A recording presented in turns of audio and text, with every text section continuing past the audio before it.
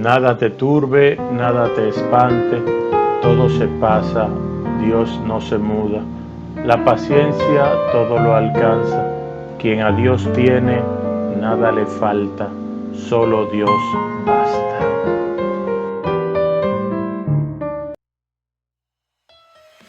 En su presencia, con los licenciados Rudy Saviñón y Ercilio Brito.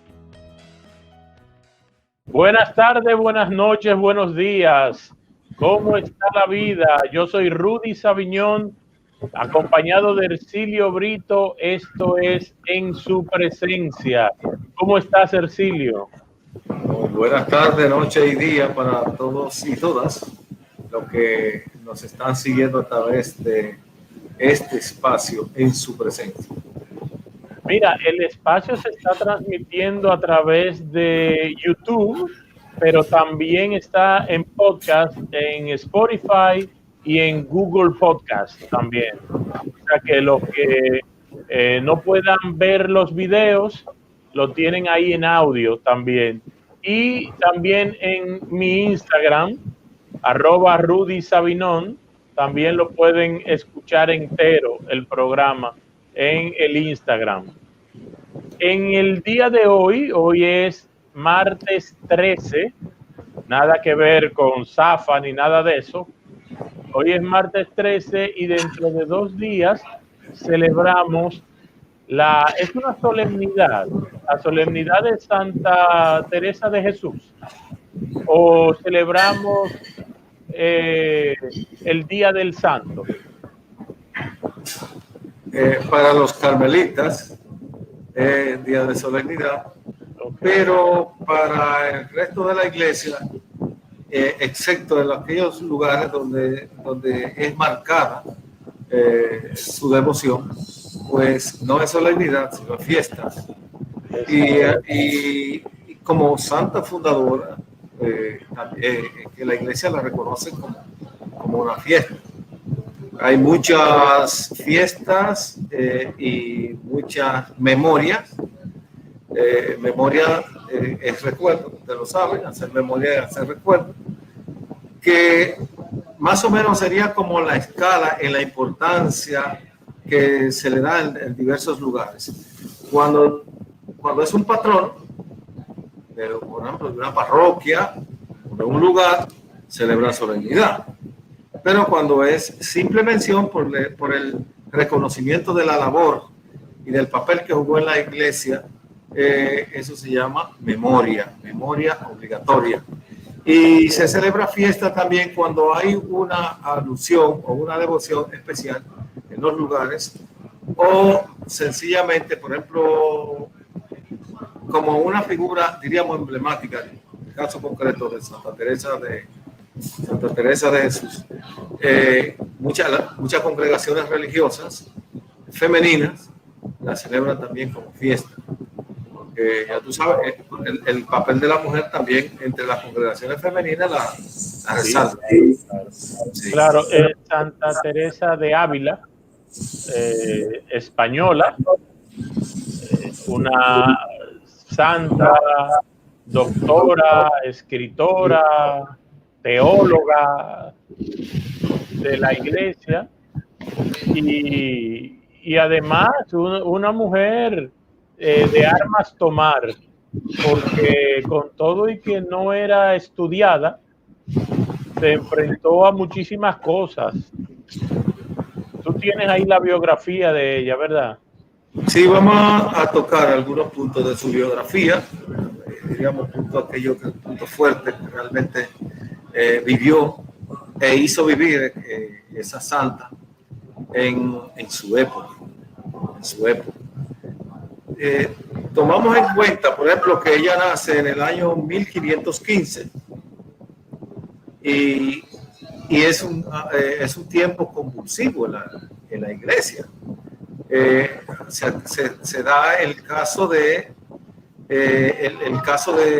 Girolamo Savonarola, un fraile dominico que se lanzó a reformar e hizo serios planteamientos a la vida que se estaba desarrollando en la iglesia, y también entendió que el poder divino había que aplicarlo también donde se aplicaba el poder civil, el poder urbano, como en el caso de la política de los Medici en Florencia, Italia. Jerónimo Savonarola, que era fraile dominico y que que vivía en el convento de San Marcos, en Florencia, pues llegó a ser gobernador de Florencia unos 4 años y se hizo famoso por la famosa hoguera donde se quemaban todas aquellas cosas que se consideraban pecado. Herejía. Y también herejía. Pero dentro de ella estaba también el caso de que iba en contra del Papa Borgia de aquel entonces, que tenía unos poderes, que se había atribuido unos poderes y además un sistema de vida bastante cuestionado, y se enfrentó con el Papa. Este fraile fue tomado preso junto con 2 compañeros más, lo quemaron hasta que saliera ceniza para tirarlo por el río para que desapareciera para siempre. Fue el resultado, diríamos, pero un grupo siguió adelante. Incluso el siglo pasado se propuso la canonización de este fraile como un mártir. Pero también está en el tapete el caso Martín Lutero, la reforma protestante. De la reforma protestante que ya, diríamos, hemos tratado de refilón algunas cosas de la reforma protestante. Y entonces en esa especie de disturbio religioso nace Santa Teresa, y nace en el 1515. Y nace también de un segundo matrimonio. Su padre había tenido un matrimonio y ella tenía hermanos, diríamos, medio, que eran completos, hermanos. Y así ella creció. Creció en un ambiente convulso, diríamos, a nivel político como a nivel religioso. E incluso ella vivió la experiencia de los musulmanes, cuando todavía los musulmanes ejercían poderes en determinadas zonas del viejo mundo. Recordamos que fue en el 1571 cuando son expulsados. Y ella en ese entonces estaba en su gran esplendor, diríamos, porque fue una gran intelectual. Ella podríamos considerarla reformadora y podemos considerarla también fundadora de la orden de los carmelitas descalzos. Nosotros tenemos carmelitas en nuestra parroquia y ya podemos hacernos lo que les conocemos, una idea del trabajo, del afán y el celo por las cosas sagradas que tiene esta familia carmelita, y ya más o menos podemos tener esa idea y relacionarla con Santa Teresa. Entonces, los tiempos y las personas no son iguales, pero ellos son los herederos, digamos, en ese sentido. Sí, claro. Ella era monja carmelita. Ella era normal el convento de la Anunciación. Ahí ella sí, ahí ella entró ahí. Pero acuérdate que fue una fundadora. Cuando tú entras en una congregación y luego te haces fundador, tú sales de esa congregación y aunque salgas, diríamos, impregnado de los conocimientos y del espíritu de esa congregación, te haces fundador, y sobre todo si tú entiendes que es un llamado divino a hacer esa labor fundadora, le da un toque especial que, aunque de alguna manera esté influenciado por lo anterior, pero es algo nuevo dentro del seno de la iglesia. Y no hay una congregación que haya sido fundada que no haya dado su servicio especial a partir de un carisma que adopta dentro de los múltiples servicios que se pueden ofrecer a la iglesia. Sé que ella tuvo unos problemas dentro de la misma congregación carmelita porque ella entendía dentro de su comunión con Dios que aunque eran pobres, ella quería que fueran más pobres y que durmieran no en camas, sino casi en la loza, y que caminaran descalzo, porque caminar con las zapatillas era como una riqueza de la cual el Jesús crucificado, que ella tanto pregonaba y tanto tenía en cuenta, nunca tuvo. Y eso la llevó a ella a salirse, a solicitarle al Papa que le diera esa potestad. Mira, primero ella tuvo problemas con su familia, porque hay una cosa que debe quedar clara con estos santos fundadores y con la mayoría de los santos. Participan de alguna manera del martirio de Jesús, y eso lo ven como una sabrosura y como un acercamiento. Sí. E incluso se sienten indignos porque sienten que es pírrico lo que aporta con relación a lo que debiera ser un cristiano si quiere imitar a Jesús. ¿Qué es lo que lo hace santo? Esa gran asimilación de la figura de Jesús y ese adoptar esos valores que ven en Jesús, que ven en el fundador de la cristiandad. Por eso Santa Teresa de Jesús pensaba que cualquier cosa o sacrificio que hiciera era insignificante delante del dolor y de la pobreza y de la profundidad en su espíritu que vivió Jesús. Y por eso quiere imitar hasta donde sea posible, en todas sus dimensiones, esa vida, esa pasión, esa muerte de Jesús. Fíjate, una cosa que quiero notar, que quiero hacer notar porque lo hemos tratado aquí. Ella nació en el 1515, en un marzo, me parece que en un marzo, y ese mismo año fue bautizado. ¿Entiendes? Fue bautizado. Porque algunos tienen cierta diferencia con lo que es el bautismo del niño. Algunos podrán decir, fue un momento cultural que se estaba viviendo, era una costumbre del entonces, era no sé qué. No, el cristiano que sigue a Jesús quiere que sus hijos sean cristianos y seguidores de Jesús desde su nacimiento hasta su muerte. Ella, eso denota que era hija de verdaderos cristianos. Sí. Que la llevaron a bautizar, la llevaron ante el altar para que se la bautizaran. Pero ella tuvo experiencias muy joven, su juventud, de la presencia de Jesús, y tuvo también altas confusiones como cualquier joven o persona en su edad la puede tener, y también sufrió depresiones y sufrió enfermedades. Sí, muchas enfermedades.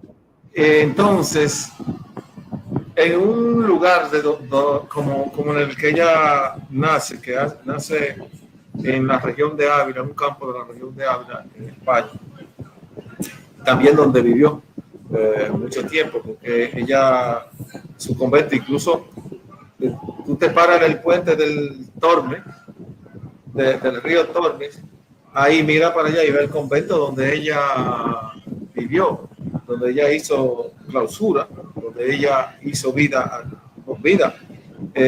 Y era un lugar, es un lugar que yo me imagino en el invierno, cómo baja la temperatura. Un lugar donde es un lugar que ella tenía un paisaje para mirarlo por la ventana y que tenía fuente de inspiración con la naturaleza. Es decir, esta gente, estos santos, que son, diríamos, dentro de nuestra humanidad, fuera de serie en el seguimiento de Jesús, pues a todos estos elementos le dan valor y sirven y se convierten en inspiración, en fuente de inspiración, tanto para escribir esa obra de carácter místico que ella escribió, como para también para forjar en su interior un espacio de intimidad con Dios, un seguimiento y hasta tener, diríamos, momentos místicos en el que le servían de inspiración para seguir su proyecto, tanto de formación religiosa, de fundación de comunidades, como de oración por el pueblo y también, ¿por qué no decirlo?, de trabajo por el lugar donde tú estás. Porque ellos se convirtieron realmente, la gente de esa categoría se convirtieron en verdaderos signos de la presencia de Dios. Por eso nosotros podemos quedarnos en los datos biográficos de Santa Teresa, porque diríamos, méritos sobrados tiene para que hablemos de todas sus cualidades y de todos sus trabajos. Pero lo grande de ella fue su obra de fundación y de transformación. Podemos considerarla también una gran reformadora, y ella está precisamente en un momento de que se habla bastante de reforma, porque está la reforma protestante, pero había una reforma también dentro del seno de la iglesia con el Concilio de Trento. Y yo digo fuera de serie esta gente porque eran realmente revolucionarios. Una vida religiosa que estaba anquilosada, atrasada, quedada, que la catapulten al futuro, que la saquen de ese letargo. Eso significa una transformación bastante grande, que conlleva no solamente la predicación de una persona, sino que lleva una profunda espiritualidad.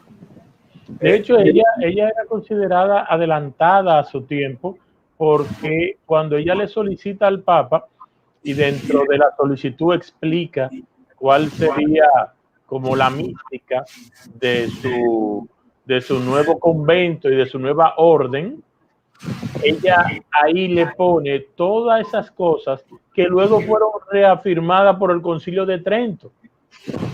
Ella lo hace primero que el concilio. El concilio avala la solicitud de ella junto con el Papa, y entonces ya ahí se le considera como, bueno, una visionaria. Mira, era inquieta, era una persona muy inquieta, y las personas así inquietas y visionarias realmente tienen una mentalidad catapultada al futuro y pueden ver más allá del simple presente, que pueden intuir que van a ocurrir cosas. Entonces, eso es lo que se llama adelantarse realmente al tiempo, ir haciendo cosas ahora que están adelantadas y que entre 10 años, 20, es que la vamos a utilizar, y la vamos a utilizar con toda propiedad y seguridad de que van a dar resultados. Ella fue una mujer con mucha experiencia. A ella la tildaban de como que estaba loca, porque ella se dio a la lectura de novelas de caballería y era como rebelde, pero lo que muchos no se daban cuenta al catalogarla de rebelde era que la mujer estaba trabajándose ella misma para catapultarse para el futuro, y entonces todo eso era simple cultura que ella de alguna manera valoraba, y que cuando ella reacciona con esa base cultural y con todo eso, que viene entonces, donde viene realmente la revolución, tanto de ella como a lo que está a todo su alrededor. Era una ávida lectora. Leía todo lo que caía en sus manos, en un tiempo donde los libros no eran muy accesibles y tampoco eran muy fáciles de que te llegaran ese tipo de libros. Sí, pero cuando ella entra, por ejemplo, al Carmelo, después de una escapada de casa, pues ya salió huyendo de su casa y entró al Carmelo. Como tú dijiste ahorita, en el convento de Nuestra Señora de la Encarnación de Ávila, ella viene con todo ese conocimiento, de toda esa lectura que viene. Sí, y a lo mejor encuentra ahí, ¿por qué no decirlo? Un reguero de religiosas que conocían la pared del convento. Exacto. Pero cuando viene esta muchacha que es una verdadera luminaria y no era sencillamente que había hecho una lectura, sino que ella también tenía esa capacidad de interiorizar y de conocer y de pensar y de relacionar. Entonces encuentra el terreno fértil para hacer una verdadera revolución dentro de las carmelitas y de los carmelitas, porque también no solamente revolucionó las religiosas, también revolucionó los religiosos. Compañía de San Juan. Sí, en compañía de San Juan. Sí. Pero aquí hablamos de los carmelitas descalzos como que son los hijos de ella. Pero tú hablas con los calzados y también se consideran hijos de ella. Así es. Y le dan un gran valor. Realmente ella no es una revolucionaria de los carmelitas, sino de la vida religiosa. De la vida religiosa. Fue sometida al tribunal de la Inquisición, de la Santa Inquisición. Pero ella peleó muchas batallas. Eso no le supo a ella nada, porque lo de la Santa Inquisición tenía la iglesia humana y ella tenía la iglesia del Señor. Con eso pero he de pensar que la famosa Santa, entre comillas, Inquisición, era un simple error de la misma iglesia. Ese tribunal que se consideraba sacro en ese entonces era un sencillo error de la iglesia y que supo eliminar muchos que si hubiesen quedado vivos, a lo mejor el mundo tuviera otro rumbo hoy. Claro. Que es algo que dicen de Vladimir Lenin cuando estaba en su lecho de muerte, que dijo, si en vez de haber nacido yo hubiesen nacido 10 San Francisco de Asís, otro rumbo llevar el universo. Pues si hubiese nacido en ese entonces María Teresa de Jesús, otro rumbo llevar a la iglesia. Otro rumbo, a lo mejor llevar a otro rumbo, ciertamente. En ese tiempo, imagínate, en el tiempo de la Inquisición, tú hablar de misticismo y de que ella hablaba, oía la voz de Cristo y que ella tenía conversaciones con Cristo, era mucho el motivo que ella daba para que fuera sometida y por el mismo poder de Dios en el que ella se tiraba y gozaba, se salvó, porque por mucho menos de ahí quemaron mujeres en la hoguera. Seguro, y muchas. Pero ella tuvo también apoyo. Bueno, el convento entero no estaba a favor de ella. La mayoría a lo mejor estaban en contra, pero ella encontró apoyo dentro de su convento de una hermana que fue muy especial en acompañarla en todas lo que ella llamaba, lo que les decían que era locura, pero era, diríamos, hoy lo vemos como un verdadero mandato divino, la inspiración de esta mujer de Dios a transformar la iglesia, la vida religiosa en ese entonces. Y tenemos 25 minutos y no quiero que se nos vaya el tiempo sin hablar de sus escritos, sobre todo de su autobiografía, que fue publicada y causó muchísimos problemas a ella mientras vivió y luego ya después se entendió. Tú vas a perdonar el color del libro por su antigüedad en el servicio, pero aquí la tengo en mis manos. Qué bueno. Estos son los libros que valen la pena, los que están en esas condiciones. Ha sido bastante manoseado.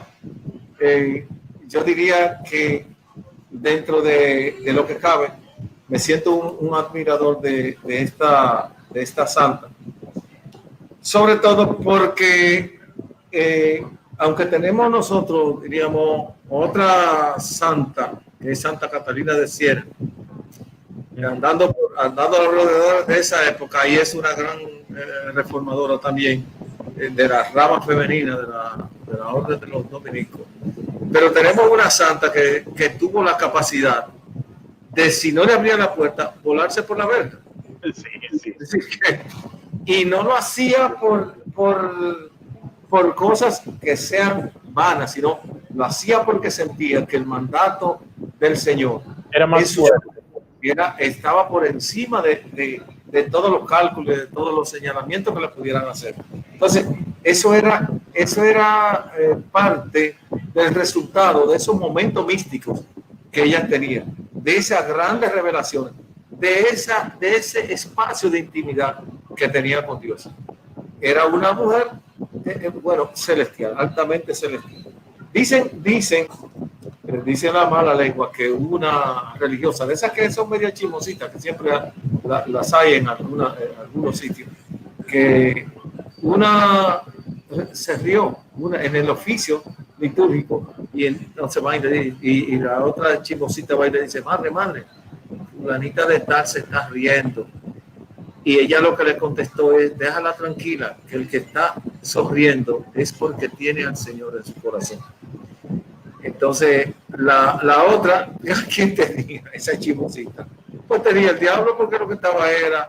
No estaba pendiente de lo que se estaba tratando, sino de lo que hacían las otras. Ese cuentecito tendríamos que preguntárselo a alguien bastante conocido por nosotros. Sí. A ver si...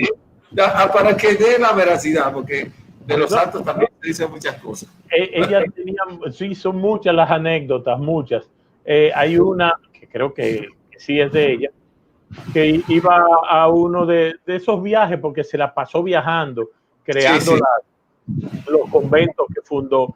Y entonces una iba a ver, parece que a un prior o a un superior, y cuando iba para allá, entonces el animal en el que andaba se para y ella se cae. Y entonces se ensucia todo su vestido, y cuando se para dice, pero Señor, si yo voy a servirte, yo estoy haciendo tu voluntad, ¿por qué me tratas así? Y que ella oyó la voz de Cristo que le decía, así trato yo a mis amigos. Y ella le dijo, razón tienes tan pocos.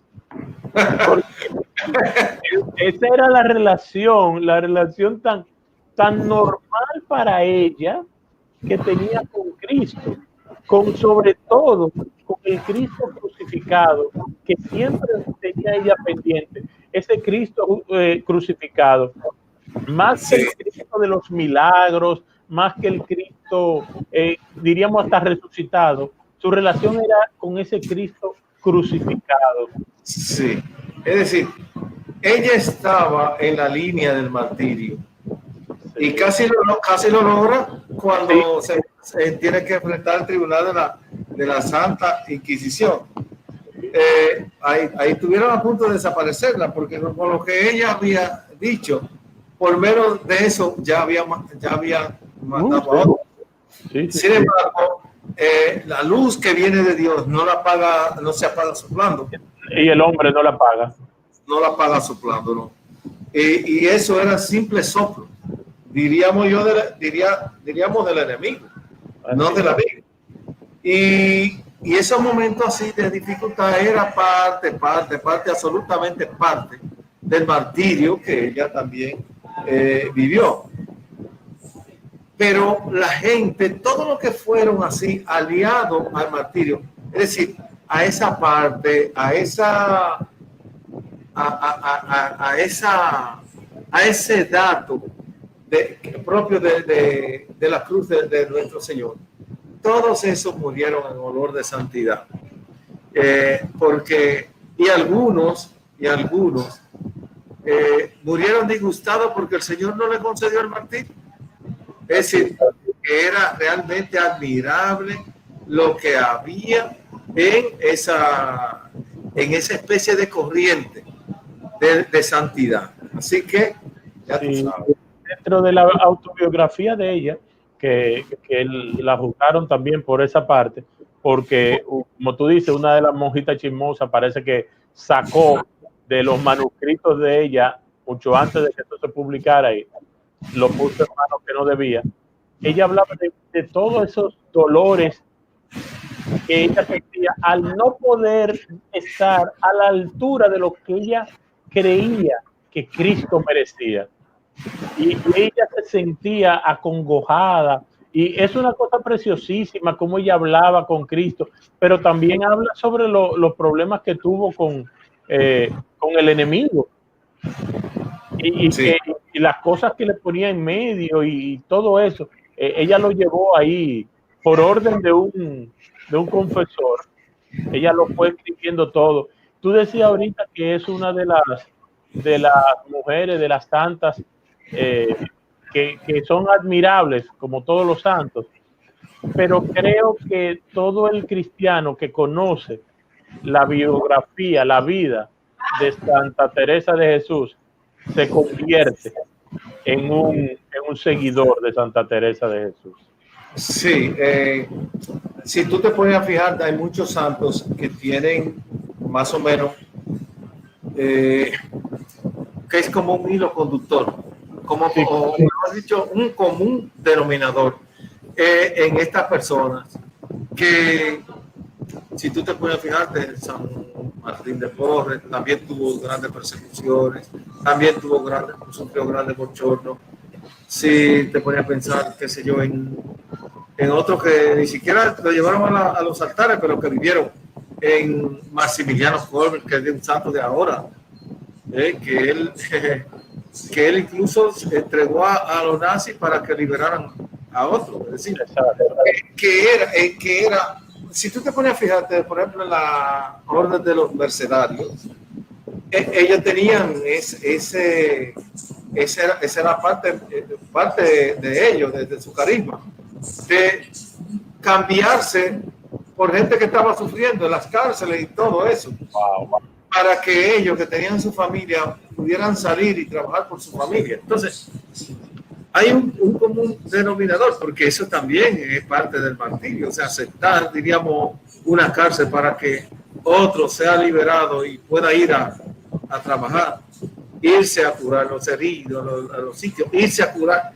Tú sabes que aquí estamos ahora sufriendo la bendita pandemia del COVID, pero en tiempo de peste negra y de todo ese tipo de cosas, esta gente se lanzaron a la calle a curarlos, se fueron a cuidarlos y a atenderlos sin importar que se contagiaran. Todo eso es impactante totalmente, y es el común denominador de aquellos que quieren participar del martirio, del dolor, de la hora dolorosa de Jesús, de los bochornos, del sacrificio, de la carga de la cruz, del sacrificio, de todo eso, pensando que también recorriendo ese camino, un día podría venir la resurrección. A lo mejor entiende que poco han sufrido en la tierra para merecer la gracia eterna de la salvación, pero es el común denominador. Y en este caso, la Madre Teresa es una abanderada real de ese martirio, y también con la alegría que ella vivía, sentirse dentro del camino de la gracia del Señor, y con esa capacidad que ella tenía también de comunicarla a los demás y de comunicarla también a sus compañeras y compañeros carmelitas. Bueno, vamos a terminar esta biografía de Santa Teresa de Jesús con, creo que su oración y su poema más famoso y más conocido. Nada te turbe, nada te espante, todo se pasa. Dios no se muda. La paciencia todo alcanza. Quien a Dios tiene, nada le falta. Solo Dios basta. Esto es el resultado de una, diríamos, de la vivencia de una hora mística en la que de alguna manera ella inspiró esta oración para que nos quedara como parte de la comunión que ella ha tenido con la historia, y que cada vez que la rezamos participamos de esa comunión en la que ella tanto creyó. El próximo jueves, que contamos a 15 de octubre, se celebra el Día de Santa Teresa de Jesús. En la Parroquia Inmaculada Concepción del Indio, Honduras del Oeste, tenemos misa a las 6 de la tarde. Esta parroquia es regenteada por los padres carmelitas. Me imagino que va a ser una asamblea bellísima porque es una santa carmelita. Así que los esperamos a todos allá el próximo jueves a las 6 de la tarde. Sí. Muchísimas gracias. Se nos ha acabado el tiempo en esta edición de En Su Presencia. Yo soy Rudy Sabiñón. Nos vemos, si Dios quiere y lo permite, la semana que viene. Gracias. Bye.